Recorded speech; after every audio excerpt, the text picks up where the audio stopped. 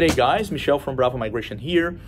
Today we'll be talking a little bit more about the differences between the visa subclasses 189, 190, and 491. So first things first, before going to the differences, we got to talk about the similarities and the common ground of such visa subclasses. So to get things started, we need to understand all three visa subclasses, they fall under the Skill Select program, right? So the Skill Select program, as most of you probably already know, is the points tested program with the Department of Home Affairs, right? So for any individual who wants to compete under this program, there are certain basic requirements that must be met. So the first one is the individual must be under 45 years of age.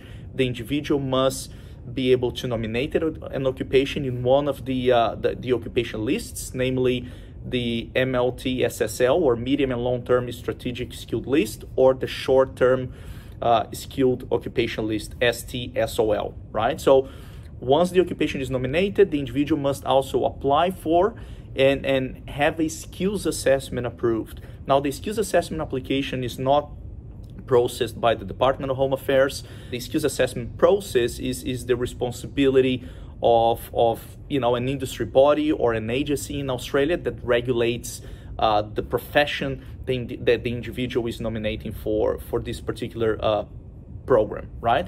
Other than that, the individual must meet English requirements. There's a minimum of English that must be attained.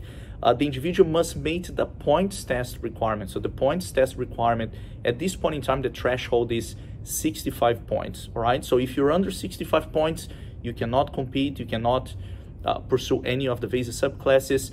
From 65 point onwards or above 65 points, you should be able to start and proceed with your application.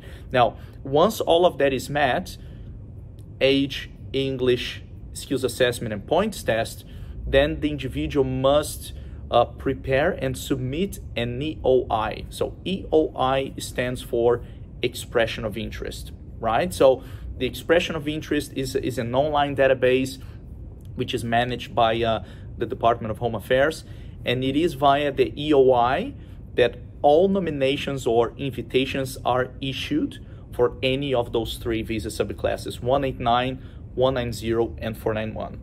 Now, this is the basic criteria that applies to each of the three visa subclasses. The difference starts after the EOI or expression of interest is lodged. So with the 189, so 189 is what we call the permanent skilled independent visa. It's the best visa. From all three, is the best visa. Why? Because it's a permanent visa. It allows the applicant to live, to work in any area of Australia. So regardless of you being onshore or being offshore at the time of application or time of invitation, once this visa is granted, there are no conditions attached to it, right? So you can pretty much bring your family and you can stay permanently in the country doing whatever you feel like. If you want to work in your nominated occupation, great. If you want to change occupations, that's fine as well. But you have no limitations as to where you're gonna live and what type of work you're gonna do. So that's definitely the best visa. The issue with the 189 is it's quite limited. Quite limited in what sense? So essentially, in order to participate or to be invited to apply for the 189 visa subclass, you gotta have first and foremost an occupation on the medium and long-term list, right? So that's the first thing. Now the second thing is, which is again, currently there are not many invitations being issued. So to put things in perspective, up until the 30th of June 2019, the government issued about 30,000 invitations for individuals, for applicants to apply for the 189 visa to Australia. As of today, we don't have the official numbers yet. We are now, pretty much at the end of July 2020. We don't have the official numbers yet, but there's an expectation that this number for the financial year ended 30th of June 2020, this number has decreased to about 4,000. So that means that because there are not many invitations being issued, essentially the individuals who are being invited, they have extremely high points. And that's the thing about the invitation process. There is a competition amongst individuals with the points test. So people are invited based on, one, their occupation, two, the ceiling, which means the maximum number of invitations that will be issued in that particular financial year for that particular occupation, right? And three, the number of points. So essentially, the higher your points, the higher your chances of being invited to apply for a 189 visa, all right? So, but as I said, it's still going, invitations are being issued, but in many cases, it's not realistic for people to compete because it would require high points to be able to participate, all right? So the 189, again, is the best one. If you qualify, you could put your application, you could put your EOI and compete, but again, ideally you should be looking to a different strategy and alternative, considering the visa subclasses 190 and 491 as part of your strategy to maximize your chances of invitation to apply for a visa, right? So that's the 189. Now, in terms of the 190 is called the Permanent Skilled State Territory Nominated Visa. So similarly to the 189, the 190 is also a permanent visa. As you can see, 189, 190, both starts with number 1. So that means it is a permanent visa as well. Now, the difference between the 190 and the 189, the process is the same as per what I discussed before. However, after the expression of interest, what happens is the individual or the visa applicant must be nominated by a state government in Australia to be able to apply for the visa subclass 190. So the 189 is based on an invitation by the federal government, and it's only based on points, depending on your occupation and the number of spots available.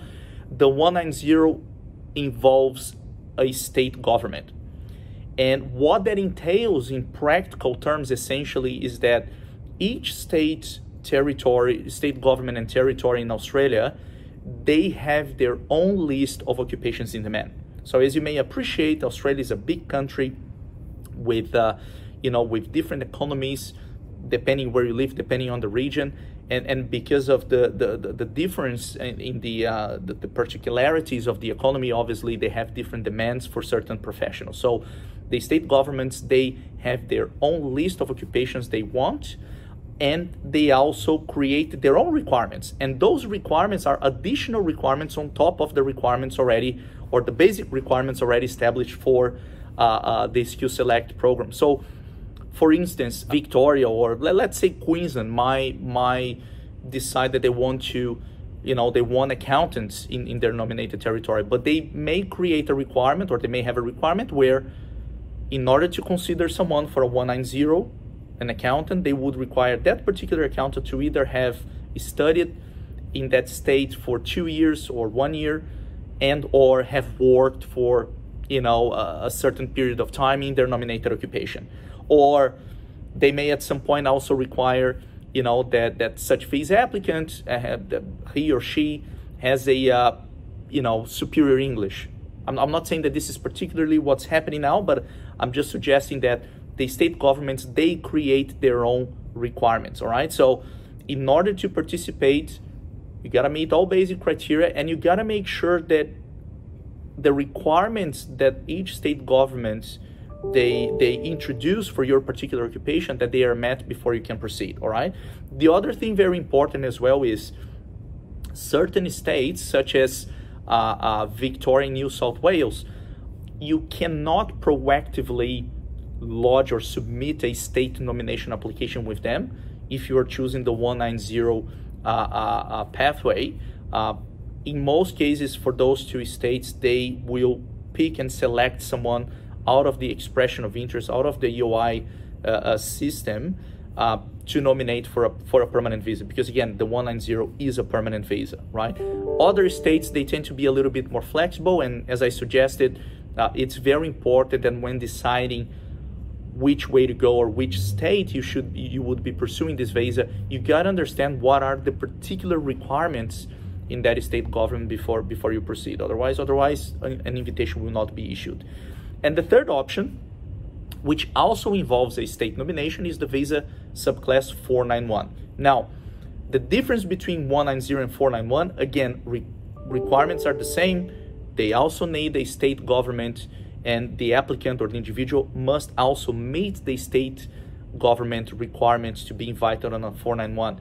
But the 491, guys, the 491 is a provisional visa initially with a 5-year validity.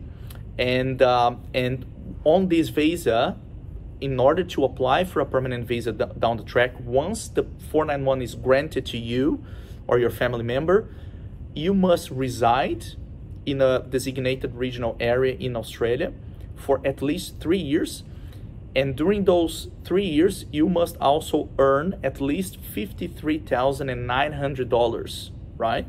So once you meet those two requirements, living in a designated regional area for 3 years and working and earning at least $53,900, after those two requirements are met, you should be able to apply for a permanent visa, subclass 191, all right? So the 491 is also a great visa to consider to apply for. At this point in time, state governments are trying to push or prioritize 491s over 190, mainly because with the 491, they have some sort of guarantee that the visa applicant will remain in that location for at least 3-4 years before they are granted a permanent visa. And then with the permanent visa, they can go anywhere, they can move anywhere else in the country. So state governments, especially the state and territories that are not the first choice of destination for migrants, pretty much any state other than Victoria, New South Wales, and a bit of Queensland, but all other state governments, they are pushing as much as they can to prioritize 491 visa applications, mainly because, as I said, the main benefit for them is they will be able to attract and retain those talents for much longer, all right? But again, 491 is a great visa.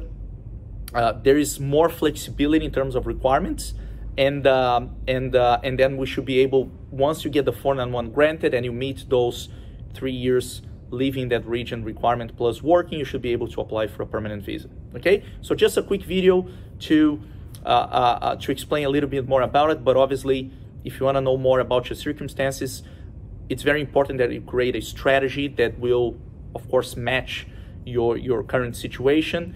If you want to book a consultation with us, a visa action plan, please contact us. We'll be more than happy to discuss all possible strategies with you. Thank you very much, and see you next time.